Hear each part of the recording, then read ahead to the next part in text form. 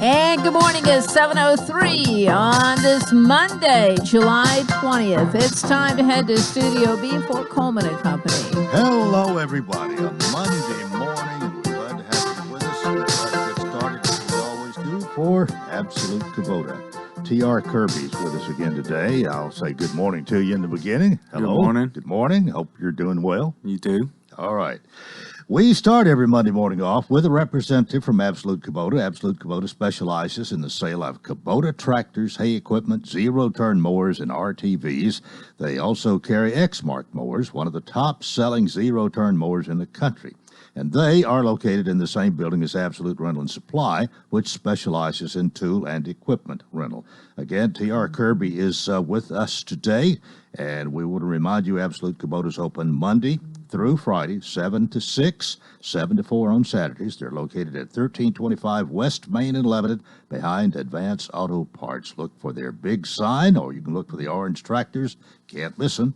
Their phone number is 615-449-6171, and the website is www.absolutekubota.com. They also hope you'll check them out on Facebook. All right, here we are on the 20th of July, TR, and what do we want to talk about today? Just let everybody know we still got great financing going on, low rate, long-term financing to get your equipment needs, and we are currently out of Exmark riders. Me and Don have sold them all out, and hopefully we'll get some more in this week. Well, that sounds like you've done a good job. Yes, sir. We've been just selling them like crazy, and it just come in and we can do our best to suit your needs. Yeah.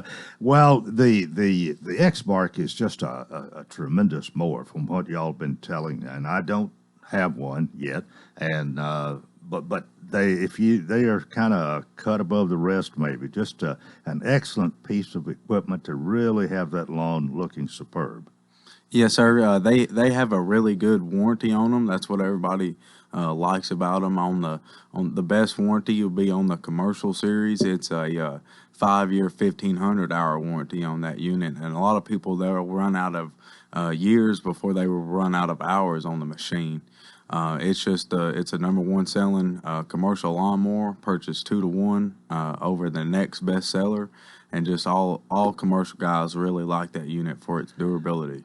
And you also have the Kubota zero-turn mowers, and they probably aren't exactly in the same class there, but if you don't want to put as much in one, and if you don't care as much about the little details of the way the mowing is going to look, that might be the way to go. Yes, sir. Exmark's always known for the quality of cut. Kubota has a good cut quality. It's a really durable lawnmower. They put a lot of metal where it needs to be. And I own a Kubota zero-turn myself, and it's something I can put anybody on, and I know they're not going to tear it up. Well, that's good. Of course, you got to maintain. I mean, you need to change the oil and I guess sharpen the blades and the other things that go with maintenance, and you've got a department to do that. Yes, sir. We have a full parts department there. They're always there from 7 to 5. Our service department is there from 7 to 4. They offer pickup and delivery, so if you're not trying to get out or you can't make time to bring it up there, we do offer that at an additional charge, and they usually try to get a quick turnaround in there. Yeah. Well, I think from what I've heard by you people here on Monday morning, you have a lot of commercial people who mow in the summertime for a living. And especially if you're doing that and you have a breakdown or you need maintenance done, you need it done in a hurry because time is money. Yes, sir. We most parts we can have overnight from the warehouse and try to hopefully get you back going up as soon as possible. Yeah, and we've heard some stories. Some of your people have said that other people come in and say that other places say it may be 2 to 3 weeks, and we're hoping to have it for you by a day after tomorrow, yes, or maybe sir. even sooner. Yes, sir. We really strive on that, and that's what a lot of people have come to expect from us, and that's why they keep coming back to us is our quickness of service and quick turnaround time. Well, now you doing anything as far as hay equipment and that sort of thing? Yes, sir. Kubota has a great line there, don't they? Yes, sir. They purchased out Vicon, which is a great brand that's been known around here. That all their products are transitioning over into Kubota products, full hay tool lineup, anything from a small 4-disc disc mower to a 8-disc disc mower that'll mow 10 feet. And then I have rakes, balers, and all those I try to keep there. Yeah, well, we've had adequate rain up till now. Now, my house is getting a little dry, and you can see the grass, especially in the backyard, where it could use some rain. My garden could use some rain, but we've had a pretty good hay season so far, haven't we? Yes, sir. And a lot of people on their second cutting, and may get a third in I guess September. So the hay equipment's a big thing with you. Yes, sir, and we always try to keep parts there for us, and same thing in our service department, that we have that quick turnaround time. We'll try to get those baler parts or mower parts in as quickly as possible and get them on your machine so you can get back out there and get the best hay crop. So whether it's hay equipment or whether it's mowing equipment, you've got the mowers, the hay tools, and all the accessories, the tractors, of course, as well, and service after the sale, and convenient hours, and people that are there to help. Yes, sir. I've got you being one of them. Yeah, yes, sir. You come in, got a question about a hay baler or something like that, I'll answer it to the best of my ability, and if I can't find the answer, I'll try to find it for you. I've got cab tractors there. If you're in the market for a new cab tractor, I usually keep cab tractors from 26 horsepower all the way up to 114 horsepower. So there's a cab tractor for the guy doing a small garden as yourself to a guy doing a 100-acre row crop. All right. Well, Absolute Kubota is the place, and just ask for T.R. Kirby or Don Hamlet. I guess the two of you are in sales. Yes, sir. All right. And they're there to help and match up with what you need. And thanks for being with us today. We'll see you next time. Thank you. Okay, that is it for Absolute Kubota. And here on this Monday morning, I want to welcome Philip Warren. He's going to talk about going and voting. Philip, good morning to you. Good morning, Coleman. You have been a guest of MJ a number of times, because a few times when I haven't left immediately after 8 o'clock, 9 o'clock starts to roll around. You come in here and talk to me before you go in there and get on the air with her. But we've talked, I know, with you one time here not too long ago, and a few changes as far as voting goes and all that. But think about this, early voting started last Friday. That's right. And I guess it was open Saturday, closed yesterday, and back open again today. What the numbers look like so far? Numbers look great. Across the county, we've got 5 locations. They all open Friday. It's at 8 o'clock to 6, and then Saturday 8 to 1. And right now, just percentage-wise, we're 380% ahead of where we were in 2016 in the same election. That sounds like a whole lot. It's right at 3,000 people have voted. I like you numbers, guys. Yeah, hey, it's great. No, we've been having a great turnout there. No lines. What's well. the number that have voted? It's right at 3,000. Okay, all right. Some 3,000 people have already early voted. Right. And this will go through when? This goes through the 1st of August. August 1st. Okay, and then election day is August 6th. August 6th. Right. Is that the same all over the state? It is. It is. That state law is always 20 days before an election until 5 days before an election. All right. So it's no different. It's just how the calendar falls, but the same amount of time. That's right. Now, hours will be different. Every county has their own. They set their hours. Their commission sets their hours in the county. So some counties are more, some counties are less. I think we have a pretty good spread. Well, we might talk for a minute here. What is on the ballot? We've got, of course, the circuit judge race. There's 2 of them there to choose from. We've got 4 school board races in the county and 1 in the city. That's right. And got a pretty full ballot. Actually, we've got 3 elections going on. We've got the Republican and the Democratic federal and state primary. That's for U.S. Senate, U.S. Congress, State House 46, State House 47, 57 rather. And then on the Democratic side, there's a Democratic Executive Committee woman that's filling a vacancy. So you've got those 2 elections, and then the county election, the county general. Everybody gets that. If you choose not to vote in the primary, you still get the general election. If you choose to vote in the primary, you get the general election also. And that's circuit court judge and all the others from the county. There are a number that are unopposed, There are. which may not lead to as big a turnout, but it sounds like it's quite a bit of interest so far. You've got quite a few that are opposed. So, that works out both ways. I'm thinking there's something like 20 people running for the Senate seat. Oh, they're like 2 or 3 counted pages. the Republicans and Democrats, and we couldn't even. I can only name 2 or 3 of them. The others I've never even heard of before. We see that, and you'll see that in November again. We saw it in March. There were pages and pages of delegates. Yeah. Well, but it starts at 8 o'clock each day for early voting. Right, 8 to 6 Monday through Friday, and 8 to 1 on Saturdays. All right.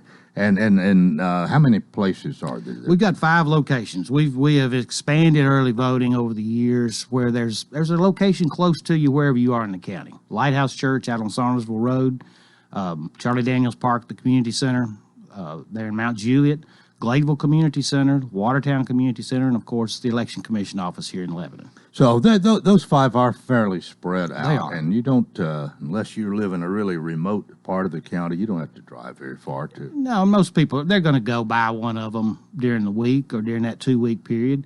We've set the hours and the locations so that everybody in Wilson County has an opportunity to go vote.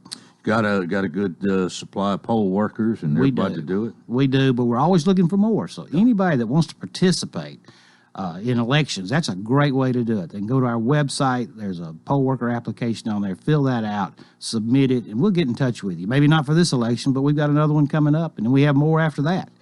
But 22. somebody could apply now and maybe work in November. It's very possible, Okay. yes. Philip Warren, our election commissioner, you got a title. Administrator. Administrator of elections. Yes. Okay. Philip Warren. He's with us. We got more to talk about in a moment here on Coleman and Company, FM 98.9. And it's now 7:16. Let's see what's happening on the roadways. Thanks to Bates Ford and that regular oil change, $24.95 up to 5 quarts of oil, tax and disposal. And they'll pick up and deliver your vehicle back to you absolutely free. Bates Ford, 1673 West Main. Now at traffic, here's Chuck. Good morning. Traffic volume on the increase out here down Ellington Parkway 65, starting to pick up down through Madison right now as they wrap up the paperwork on that crash Murfreesboro Pike at Franklin Limestone Road. Coming in from Dixon County right now, starting to get busy up through Kingston Springs on 40 going eastbound. Hey, for that perfect getaway just outside Gatlinburg, check out Cosby Creek Cabins. Log on to CosbyCreekCabins.com. I'm Commander Chuck. You're on time traffic. Someday you may wake up and think, I'm running out of time to do something about retirement. Waypoint Financial Partners can help you do something now that may provide a solid future for you and your family. Waypoint, your future, your way. For more information, call the Lebanon office of Waypoint Financial Partners at 615-444-6548. Securities and investment advisory services offered through AXA Advisors, LLC, 212-314-4600. Member FINRA, SIPC. This is Glenn Denton, candidate for school board, Zone 5. I'd so much appreciate your vote. I believe in loyalty to all, that I will represent you uncompromising. Opportunity for all. I will stand for our teachers and for our employees, and I will see that they're treated fairly. Responsibility above all. People will be held accountable for the things they do. I encourage you today that if you will make the change, I will do my best to make the difference. Vote Glenn Denton for school board, Zone 5, paid for by Glenn Denton for school board, Zone 5.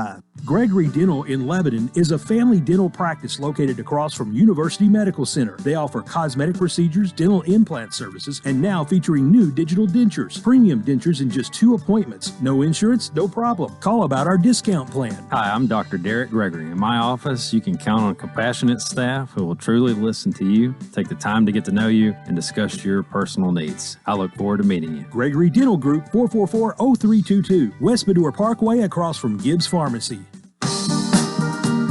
Coleman and Company here on a Monday morning. Philip Warren, Administrator of Elections, he is here. Let's talk about your location there in the old post office. You're not going to be there forever. You've got plans. Is everything has it been put on hold a little bit, or is it pretty much on schedule? No, we're moving forward with it. We're looking to the county was great enough to buy the old Fred's department store there next to the post office behind the courthouse. Great piece of property, joins the rest of the public property. We're going to use most of that for the election commission. Right now, we're in 2 locations. We have the building where everybody knows us, where they come to vote. The old post office, great old building. We redid it in 2011. And you love that building. I do. It is it's the oldest public building in Wilson County, still in use. And it's a great old building. It's got a lot of history. Might have a ghost or two. You never know. But it's a great building. But you really need more space, and you can be more central, well, you can have everything in one location, I think. We can. We've got another location with our training facility, our maintenance and storage, and it's bigger than where we are at the old post office. So what we want to do is combine the 2 of them. Our county is growing. Last month, I think we had over 2,000 new registrations just in 1 month, and that's going to continue to increase as the county continues to grow. Yeah. So our needs are greater now. I think our goal is to have early voting in the new building in October, so it'll be more accessible to everybody. Better flow. We've got a different flow now, but I think it'll be even better then. So that's our goal now. Whether we make it there or not, I don't know, but. Plans are moving forward. That would probably be the one change for early voting in October prior to the November election. It would be. Over Gay Street rather than the old post office. That's right. But otherwise, probably the other same four. Same places, right, Yeah. absolutely. Now, on election day, that's a little bit different. But it used to be, and not too long ago, very recently, you had one place you could vote, and that was it. Wherever you were assigned, your district, that's where you voted. That's the way it had been for long as I can remember, That's right. I guess. But that's been changed a little bit. It has, and in the past you were assigned a district, it was on your voter card, people would call, where do I go vote? And if you went to the wrong place, we had to send you to the other place. Yeah. And people get in their car and say, I'm just not going to do it, and go home. So we're a part of a pilot program in the state, started in March, great day in March, tornado day, where we've got vote centers now. Instead of having one place to go, you've got 18 choices. Wherever you are during the day, just like early voting, wherever you are during the day that's closest to you, you can go stop in and vote. If you go to a place that you've never been to before, we're not going to turn you away. You're going to get to vote if you're a registered Wilson County voter. Well, great program. That in itself is such a difference and such a convenience, really. Oh, it's a tremendous. I think it's going to be a tremendous thing for our county. It took a while, it seemed, for the powers that be, and I guess the county commission or whatever. We get in a certain way, a certain mode of doing things, and if we want to change sometimes can be awfully slow and tedious, but you had this idea a long time before it was implemented. We've started planning this, and I think there have been discussions of it for years and years, but we started planning in our office back in 2013. And we've kind of been building toward that as we bought new equipment, as we did new procedures. We kept in mind that one day we were going to get to do this. So when we did get the opportunities, and this was a legislative pilot program, it was passed by the legislature last year to give us this opportunity, we were ready. We were ready. Our poll workers love it. The voters seem to really like it. It'll be a tremendous benefit for Wilson County. Philip, have you had hardly any criticism about this? Well, there's always criticism, but very, very, very small. Most people the convenience is a key. It is really the key. We have 3 great ways to vote in Wilson County and in Tennessee. You can vote absentee, you can vote by early voting, or you can vote on election day. All right, we want to talk a little bit about that in a minute here, but right now you've got 5 places to vote early, which we've already talked about. Now, it does have to be one of those 5. That's right. But they're scattered from Watertown to Gladeville to Mount Juliet and Lebanon. Old Hickory. Actually, 2 in one, Charlie Daniels Park in Mount Juliet, and the other one is where? Lighthouse. It's over toward, it's on Saundersville Road where Lakeview School. Right, okay. So out on that end of the county. But then on election day, you said 18. We've got 18 locations. Now, you used to have about 31. Yeah, okay. You don't have all those that you had before. That's right. But you've got enough. We do. And that's that. But the thing about this, you can go to any one of those 18. That's whereas before you could only go to one of 31, whichever one you were assigned to. And I think that was the issue, is if you did move within the county, or we talked earlier about commission districts changing, and your commission district changed. Well, your voting place may have changed also. So if you went to the wrong one, if you hadn't voted in a while and you went to the one you were used to going to, you may be at the wrong place. Right. We would have to, by law, send you to the other one. Or if you forgot and you were in Nashville, worked in Nashville, on Election Day, you forgot to early vote and you were trying to get home by 7 o'clock to vote, and you just couldn't quite make it, now you can stop in Mount Juliet. If you lived in Watertown, you can stop in Mount Juliet and vote. So the convenience is what we were shooting for. No doubt. This is better. It's just taking it a little while to get here. Now let's talk about the absentee and the voting by mail. There's some controversy involved and so on. But if somebody's trying to run a fair election and do everything like it's supposed to be, and I want to think that's what you do. I think that's your whole goal. If it's not, you got me fooled. Well, you can look at our mission statement. It's on everything we do, and yes, one of the main parts of that is protecting the integrity of every vote cast in this county, and we do everything centered around that. Absolutely. All right, how can you vote absentee or vote by mail or what? Just go over that if you will. Tennessee has some good laws for absentee voting, and there's really a need for it. There are a lot of people, if you're 60 or over, you can vote absentee. There are 14 other reasons. There's lots of reasons. The way you do it in Tennessee is you get an application. You can either go on our website and download it, sign it, fill it out, sign it, and send it to us in the mail or by email as an attachment, or you can call our office and we'll mail you one. So there's no way, anybody that wants an application can get one. You do the application, we check that, make sure you're registered and eligible to vote absentee, then we send you a ballot. You fill out the ballot, you sign it, you seal it up, put it back in the mail, and we get it back and we count it on Election Day. Really a secure process. We check signatures, we check registrations. It's not what you hear about where ballots are just mailed out to everybody. We do know who they go to, who they come back from, and we check it very closely to make sure that the person that returned the ballot is the person that should be voting. Mm-hmm. So we're protecting your vote because one vote wrong takes away somebody else's. But if you're 60 or older, yes, you automatically qualify That's to right. do that. And that's been the law for years. What if you were coming by your place anyway and you want to drop it off instead of putting it in the mail? Got to come back by mail. It's got to be mailed. Okay. It has to be the application. You cannot request an application after July 30th, which is 7 days before the election. And just think about that. If you got if you called and want us to mail you an application, it's going to take a day or two, or a day at least to get to you. Then you've got to fill it out, send it back to us. Then we have to send you a ballot. So 7 days is not an unreasonable time to stop. So you need to, procrastination and voting by mail do not go together. Now is the time. I appreciate that. Let's say that again. Procrastination and voting by mail do not go together. So it's okay right now, but you need to go ahead and do it. Go ahead and do it. If you're thinking about that, if you don't want to get in the crowds, be at the polling place, go ahead and do an absentee ballot. Do it. What have you had a lot of interest in that so far? We have. We've had quite an uptick in it. We're prepared for that. We knew we would with the situation out there now. There are a lot of people, that's a more vulnerable group when you get into the 60 and over. And a lot of them don't want to be in the crowd. They've been in the house for months now, and getting out in the crowd is just not a wise thing to do with any underlying conditions. One other thing we probably ought to discuss here. You've probably been over this with MJ, but I hadn't heard it every time. But just like everybody that listens to us don't necessarily listen to her, and vice versa, I guess. But as far as social distancing, wearing masks, the requirements or that is for early voting and on election day. We have, we have instituted a lot of protocols in our polling places. Social distancing is required. We've got the marks on the floor to stay 6 feet apart. Every one of our registrars, when you come in, has a plexiglass sneeze guard, whatever you want to call it, in front of their station. All of our poll workers are wearing some type of face covering, whether it be a shield or a mask.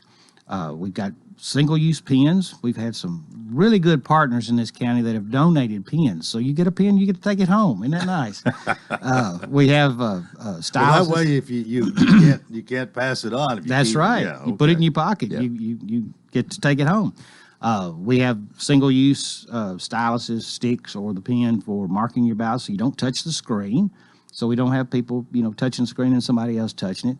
We've got one way in, one way out in most locations. So we've got a lot of things in place to protect not just our workers, but to protect the voters also. And everybody has been very good to work with those guidelines. And it's gone very smooth. Actually, I think it's going faster, to be honest with you. As far as if somebody's wanting to choose a time when there's probably the least people at the different places, is there a time when you're more there or less? Sure. The best times are between 8 and 6 Monday through Friday and 8 to 1 on Saturday. There are no peak times. Oh, sometimes you've got a way of answering, Phil. but you anticipate long lines either early voting or election day. We haven't had them so far, and I think the social distancing, they may look a little longer, but people are coming in, getting out. We haven't had that issue so far. Now, hopefully, we will have continue to have good lines and people coming through. But it's been steady. Been very steady. I don't know whether we'll talk anymore before Election Day. Probably not. If you need to, we can arrange it. Now we have some slots to fill, but I'm thinking this is probably it. You all geared up for election night. We're going to be here broadcasting, and you'll be there. I guess it'll be kind of like usual. It'll be good. We look forward to it. I think it'll be great. We'll have it on our website also, but listen to the radio. Well, always appreciate you being available, and you just about any time we call you. You did learn one thing though: you don't ever want to come on election day or the day early voting starts. No, never. That was the first election I was part of, and I agreed to come out here and forgot all about it. We had a breaker box that exploded and a toilet that cracked, and there's always something on the first day of early voting. Well, anyway, thank you for being with us today. A lot of good information here, and we appreciate the good job that you're doing, you and your people. Well, I appreciate you and MJ for having us on here and helping us get the information out, because that's what makes voting great. Philip Warren, Administrator of Elections, and that is part one of Coleman and Company. Keep it here for more. FM 98.9. And it's now 7:29. Let's see what's happening on the roadways. Want to thank our friends at Absolute Kubota and Rental, fully staffed service center and parts department. Most of their minor services can be done the same day, servicing Exmark, Kubota, Land Pride, Red Max, and Billy Goat, 1325 West Main. Now at traffic, here's Chuck. Good morning. Watching traffic volume increase now through Hermitage, Donaldson here, passing the airport, approaching Spence Lane, Murfreesboro, Plankett, Franklin, Limestone Road, finally looking better through there from that earlier collision. Traffic's on the increase big time. Coming through Jolton now on 24 eastbound, coming past Whites Creek Pike. You got all the traffic behind it there coming in from Clarksville. Hey, if you have a question about your love life or the future, Psychic Nicole can help. Call or text 615, area code 618-3313. That's 615-618-3313. I'm Commander Chuck. You're on time traffic. She's taken care of you your whole life. Now it's your turn to take care of her. But with a family of your own and other responsibilities, there just aren't enough hours in the day. That's why it might be time to call the Pavilion Senior Living. From bathing, dressing, housekeeping, and meals, the Pavilion Senior Living is committed to being senior living you can trust for your loved one. Find out more at pavilionseniorliving.com or call 444-5556. That's 444-5556. Kick off your work week on this Monday morning. Skies will be mostly sunny with highs in the afternoon topping out in the mid-90s. On Tuesday, a few spotty showers are in the forecast with temperatures climbing into the mid-90s. By Wednesday, scattered showers do roll in, so you may want to pack the umbrella. This weather forecast is brought to you by Walker Auction and Realty. Professional auction and real estate services. Get top dollar for your home, land, or personal property. Log on to MikeWalkerAuctions.com. They know auctions. That's a look at your forecast. I'm meteorologist TJ Scott. Coleman and Company, welcome to part two. It is a Monday morning, and boy, we always look forward to Monday morning and having Billy Mullinax come by. He's the general manager for Rocky Williams Premier Dodge Chrysler Jeep Ram of Mount Juliet, and Billy is here on Monday, and today is no exception. Good morning. Good morning, Coleman. We are always glad to see you and get to talk about Rocky Williams and what all's going on, but in particular, the no-haggle pricing. Everybody pays the same great low price. How's it going so far in July? Coleman, it is going really, really well. The temperature has been hot, and so have the sales. That's good. It's been really good. We've been busy.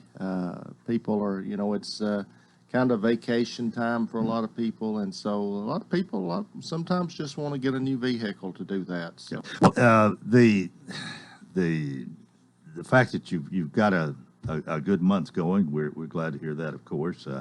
And these times are hard to predict. There were people saying early on, automobile business, new car manufacturing, all that's going to really level off, and it's not going to be good. I heard that, and sure, but so far it hasn't happened. It's been a different time, Coleman, that's for sure, because with the manufacturers, the plants being shut down for a couple of months, it has made having adequate inventory it's been a challenge. Mm-hmm. It's caused used car sales to really peak, making used car inventory very, very short, and causing the prices of those used cars to go way, way up.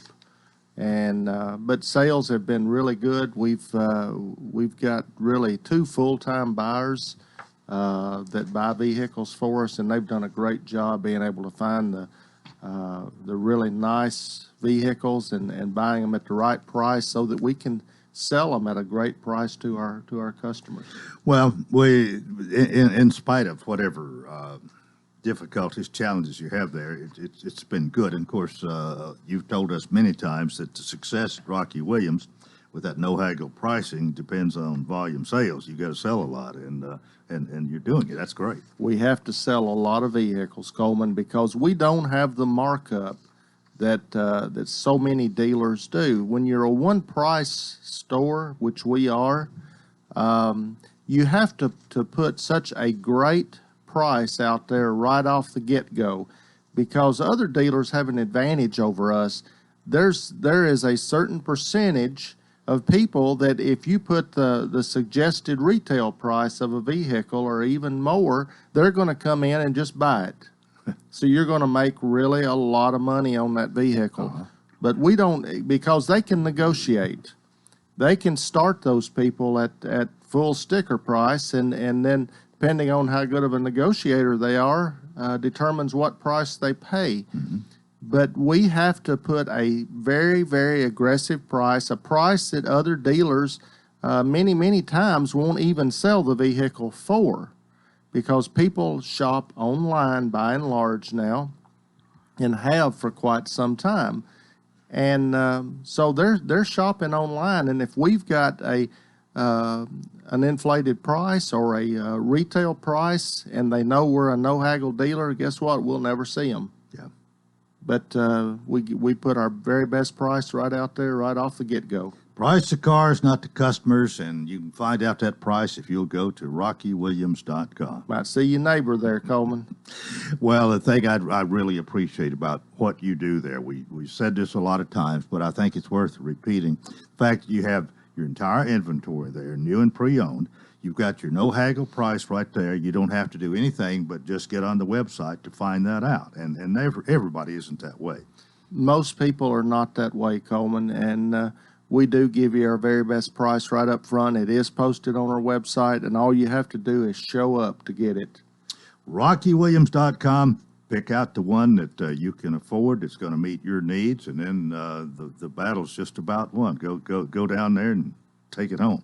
Well, you just have to find the vehicle that you like, that meets your needs and fits within your budget.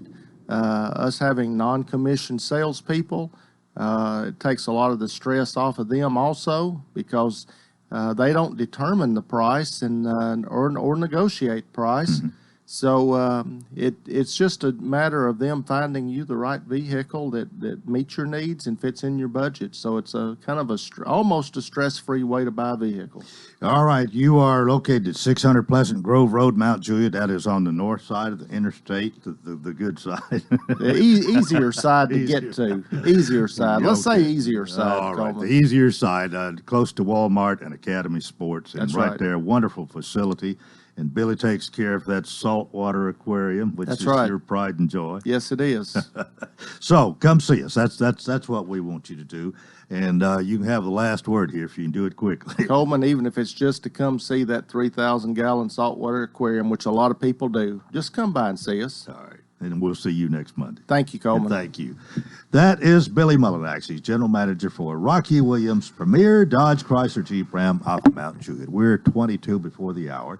County Mayor Randall Hutto joins us today. And Mayor, welcome again. Morning, Mr. Coleman. How are you, sir? I am doing well, and I think it might be appropriate just to mention in the beginning here, I did see you Saturday prior to the funeral of Joe Riggin, your father-in-law, and we certainly regret hearing of the death of Joe. He and I graduated from Lebanon High School together and went by to pay my respects, and I hope everybody's doing as well as possible. You know, it's never good time to give anyone up, and Mr. Joe was awful good to me, and Miss Polly as well, and so, yeah, going to be an adjustment for him, and I mean for their family, of course, and but I appreciate you coming to the funeral home, and, you know, it's always good to see good faces at a time like that.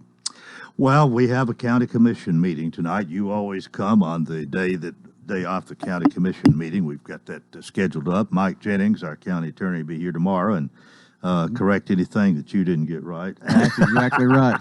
No, he is the voice. As John Boyce is the voice it's of good reason. it's good to have you both. Honestly, what you have done a lot of times is you talk a little bit about the meeting, but it gives an opportunity for you to come and tell us what's happened in the last month since you were here before. And you are a busy guy. You attend a lot of meetings. You've got a lot on your plate. And I guess one of the things, you've got, you know what you want to say. Go ahead. Just take off. Well, I figure we'll start with the county commission meeting, and All then right. we'll branch into anything you want to branch into. Okay. I will, before I start the county commission meeting, you know, applaud the county commission, which did a tremendous job this year of putting together a budget and passing it to our elected officials and department heads. We finished $1.4 million to the good this year, Coleman. I think that is remarkable for our folks, and I appreciate those elected officials and department heads for running an efficient program. And then the county commission put together a budget that's about $450-something million, of course, and did it in a timely fashion along with the school system and got it passed. They have contingency plans in there for a 2 or 4 or 6% reduction if need be. We're keeping up with the revenues as we speak, but I'm very appreciative of them getting that done. Therefore, July would have been a tough month, you know, with everything else going on. I'm glad that they did that, and that's what the comptroller asked us to do, so I do appreciate that. So the July meeting is not a hard meeting at all. It will be split tonight. We do have some that have chosen to do that at home by Zoom or Teams, which the governor has allowed because of the virus that's going around, and so therefore I'll have some at home and I'll have some in the courtroom. We try to do our best to keep it under 50. That is the limit as we speak. And, you have any idea how many will be there and how many will be at home? You know, I don't right now. Sarah, of course, in the office Yeah. kind of takes care of all that, and she's talking to them personally, and she'll set that up for them that want to be like that, and really won't be a lot different. We'll be able to spread out pretty good in there. We can use the planning commission panel in the back if any of them choose to do that, and their seats are almost 6 feet apart anyway, so that they can do that or sit on the side. So we think we can manage that, and then we'll try to manage our crowd. The last time we met, we kept it under 50, and I think with no more business than what we've got tonight, we probably won't have a large crowd either. But tonight's July the 2020 meeting, and Commissioner Stafford will be in charge of the prayer and the pledge tonight. Commissioner Marlowe will have a resolution to read about the day of prayer for schools that always come up at this particular time. There'll be audit committee appointments for tonight. We have 5 people to appoint for confirmation from the County Commission. Commissioner Kenny Rich, Commissioner Chad Bernard, Commissioner Robert Fields are the commissioners that are on the audit committee, along with Mr. John Lancaster and Mr. Jerry Taylor. So those will be up. We have 1 Board of Zoning Appeals member that is up for election, and that will be Mr. Mark Kahinsky that will be there. Then we will elect a road commissioner for Zone 2. Right now, it's being held by Commissioner Chad Bernard. But the people that are eligible for that particular seat will be as follows. Commissioner Robert Fields, District 1, Commissioner Chad Bernard, District 4, Commissioner Kevin Costley, District 8, Commissioner Dan Walker, District 10, Commissioner Lauren Breeze, District 18, Commissioner Wendell Marlowe, District 22, and Commissioner Justin Smith, District 25. So those will be the ones that can be voted on tonight for Zone 2. It is a quarterly report meeting, so therefore it would be time for all of the trustees and the clerk and all of them that normally come. But since the situation that we've got going on, what we've been doing on those is they will put that report in the email to them ahead of time for them to review, also lay a hard copy on their desk, and then if they'll be there, if any questions are needed, they can answer them. But as far as getting them up and giving a long, lengthy report, we will not do that tonight. The report's already in paper form. You can read it, and then that does save some time as well. It does, and it allows times to get down to what questions are, and but then there's no resolutions tonight since we're ending a budget. Just ended that, and we took care of that. It's first month of this budget season, so there's no need for budget amendments if you've done your budget at all correctly, and so there's really no resolutions to be on the floor tonight that we know of. So therefore, will be a short meeting once the other committees are reported on. Because we report out on all the committees, cable TV and the different ones that we have like that. So going to be the shortest meeting in history. No, I wouldn't think so. But not a lengthy one for sure. Not a lengthy one, or it doesn't have to be a lengthy one for sure. And but they'll always have stuff that it comes up during those different committees that report out to talk about that whoever met during that time. So we will have those to get together, and then sometimes they have just communication they'd like to share with one another, and so that will happen at that time as well.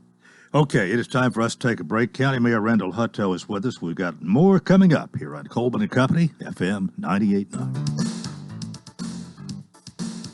And it's now 7:46. Let's see what's happening on the roadways. Thanks to our friends at Absolute Kubota and Rental, fully staffed service center and parts department. Most of their minor services can be done the same day. Servicing Exmark, Kubota, Lampride, Red Max, and Billy Goat, 1325 West Main. Now at traffic, here's Chuck. Good morning. It's just busy out here as expected coming down Ellington Parkway right now. There's a wreck South Nashville. It's a really tricky spot. It's Burgett Road at Nolensville Pike. It's just so heavy up through there. Now we got a wreck, and that gives people an excuse to slow down, trying to get out of Nolensville right now because of that wreck at Burgett Road at Nolensville Pike. Highway 100 at Vons Gap Road. That's a minor collision out on the west side of town. Hey, for that perfect getaway just outside Gatlinburg, check out Cosby Creek Cabins. Log on to CosbyCreekCabins.com. I'm Commander Chug. You're on time traffic. Calling all horse lovers. Do you need a new zero turn for your horse farm?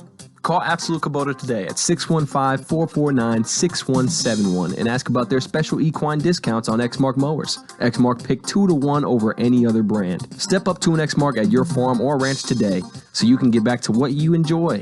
Your horses. Call 615-449-6171 or stop by and see the team at Absolute Kubota at 1325 West Main Street in Lebanon. Exmark, ready to work for you.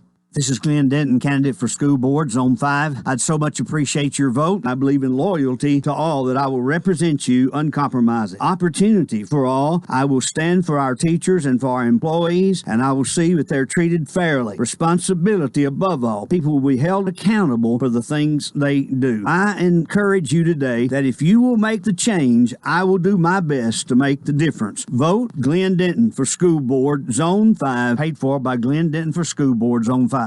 Do you know why Rocky Williams Dodge Chrysler Jeep Ram in Mount Juliet sells so many cars, trucks, SUVs, and muscle cars? Well, it all starts with a simple idea. Why not give everyone a hassle-free shopping experience for their new or used vehicle with no haggling, no negotiating, and no runaround? Every vehicle on the Rocky Williams lot is marked down incredibly low with the price posted on the window. You're treated with fairness and respect every time. No pressure, just a friendly, warm, inviting staff dedicated to finding finding the exact vehicle you need. So Rocky Williams Premier Dodge Chrysler Jeep Ram has become the original no-haggle, one-price dealer. Go online to rockywilliams.com to see the incredible deals yourself. Every car and truck is listed with a no-haggle low price. This is for real, and you're gonna love it. People drive for miles to get some of the lowest prices in America on their new or used cars or trucks. Go to rockywilliams.com or come on over to our brand new spacious dealership next to Walmart in Mount Juliet. Coleman and Company, it is a Monday morning. County Mayor Randall Hutto is here. We pretty much talked about tonight's meeting. There's a light agenda, let's say, and although there'll be the reports that usually come at this particular meeting, but those have already been done and will be available, and rather than each person getting up and going through all of that, they'll just be available to answer questions if there are any, and that's going to expedite the meeting, and you won't be there very long. Plus, you did say, kind of summarizing here, that some of the commissioners will be there, some will be doing Zoom or however you do that. Will this be on television still like you've been doing? Still be televised, yes, okay. Sir. Mm-hmm. So, and that starts at what, 7? 7 o'clock, yes, all sir. right. We have some committee meetings that will happen earlier, starting at 6. We do have audit committee meeting tonight. The cable TV committee will be working on a franchise that comes up between them and Comcast tonight.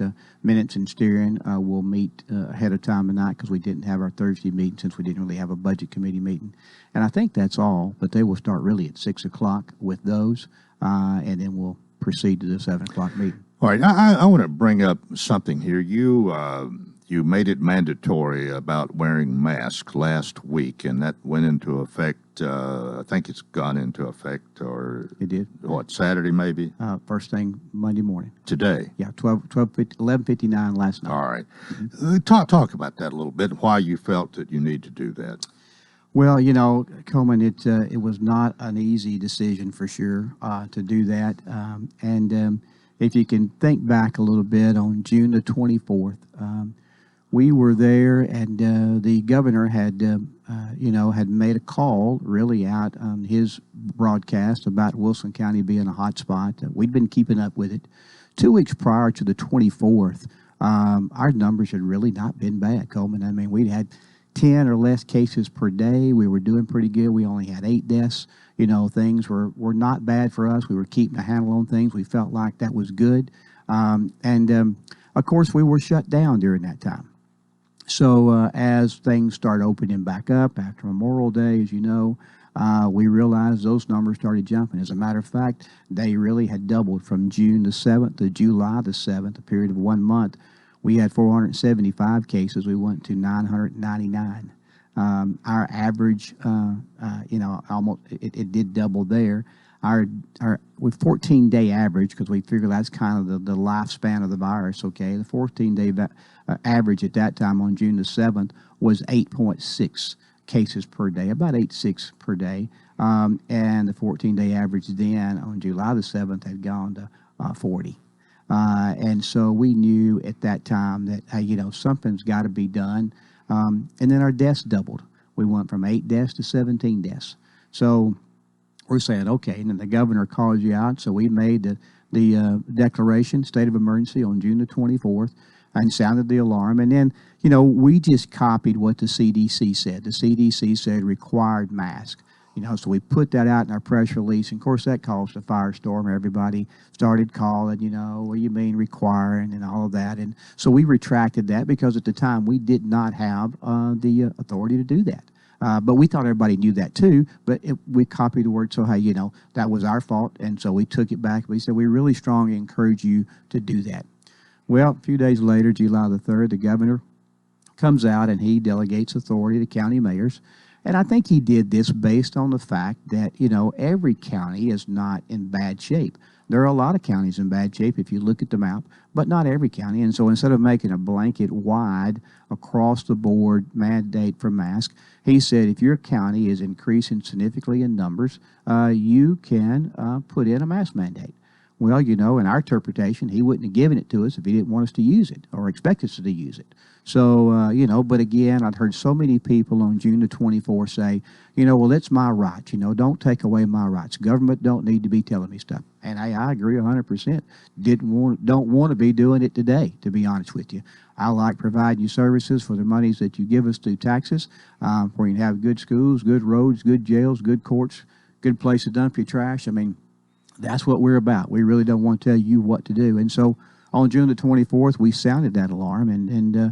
So on July the 8th, people kept saying, well, you got the authority. Are you going to do it? We said, well, we still want people to make that choice, because we felt like if they made the choice, it's a conscious choice, then they're going to do it when nobody's looking, not just because somebody maybe is going to be looking around the corner to see if I've got a mask on or not. Now, there's a lot of debate out there, of course, does a mask help? Does it not? Early on, they said no. Now they're all saying yes if you read the reports. But we got several letters from nurses and doctors of associations. Dr. Pinson from Vanderbilt directed a letter directly to me and said, washing your hands, keeping your distance.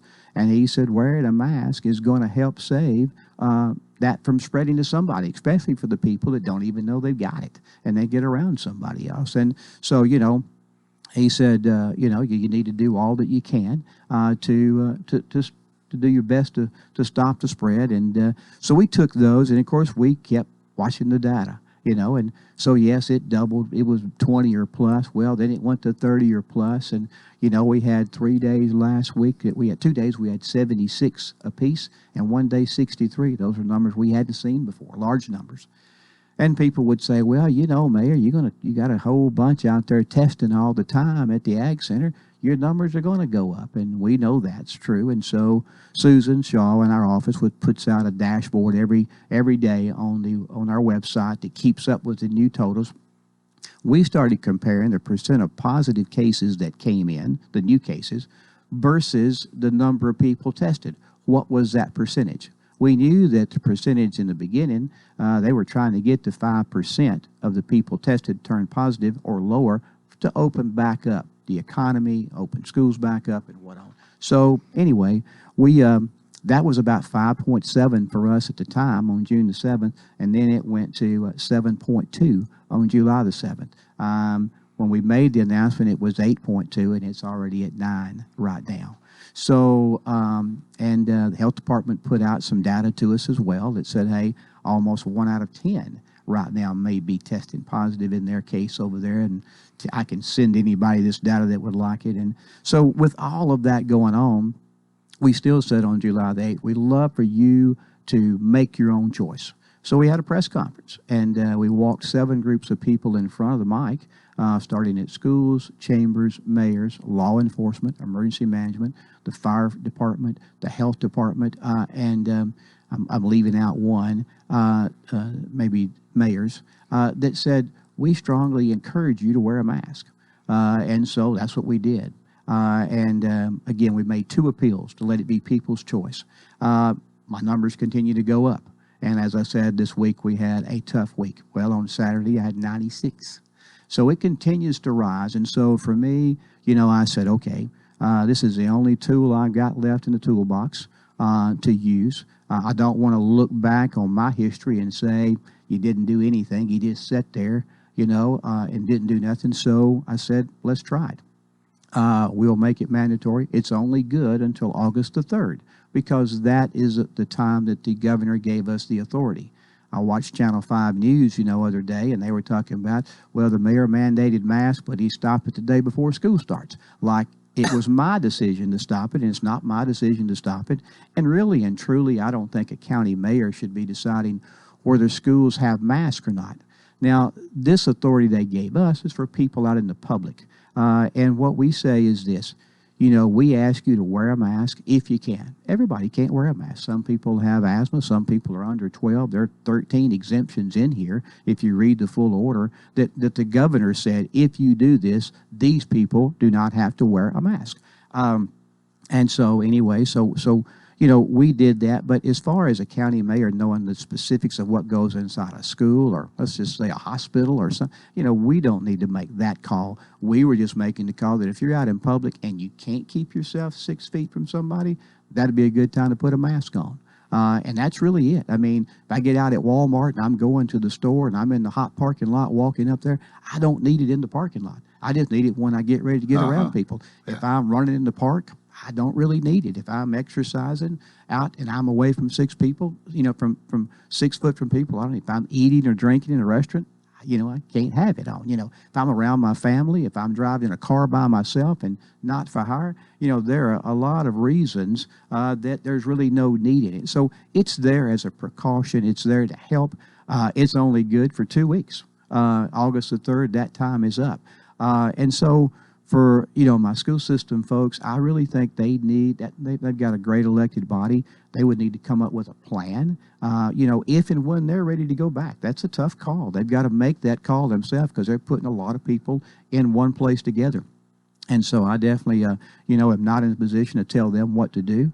But when they decide, they would need a plan, and they would need a detailed plan, because it's not as simple as saying, hey, wear one when you get close to somebody within 6 feet.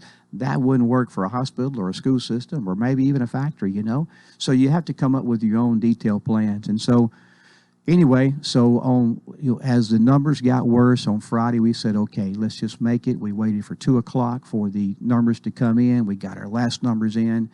We saw we were getting close. We have more deaths now than Knox County. Knox County has 18. We have 19. We gained another one yesterday. So we put it in on Friday at 2 o'clock, giving people the weekend to kind of get ready, to make plans, and then we'll go from here. I encourage all folks to read the order in its entirety, or read the press release in its entirety. This has nothing to do with the county commission. Don't blame your county commissioner. You can only blame me for this one. This was not a vote. They didn't give it up for a vote. That would have been an easier thing for me, definitely, if it would have happened. But it, it just relies on my shoulders. And, people call and say, well, you've lost my vote, and I've got quite a bit of beating from it on both sides. Even when I did the 24th and the 28th, I got as many people fussing at me because I wasn't doing it. So it is a no-win, really, for me. But the only win is that if it saves one life, it's worth the election. That's just about as simple as I can get it. I don't, and I don't know any other way to be than that right there. I think when it comes to public safety, I probably should do everything I can to help in that area within my power. But as far as us wanting to give directives to people, it is not something that we want to do or take lightly about doing, Coleman. I think you've explained your position on this very well, and we are out of time. But County Commission tonight, Mike Jennings will be here and tell us what happened. If it's the shortest one in history, we'll find out in the morning. Thanks for being with us. We really appreciate it, and I appreciate your explanation. Thank you, Mr. Coleman. All right. That is going to do it for a Monday. Hope you'll join us tomorrow for Coleman and Company. Till then, I wish you a magnificent day.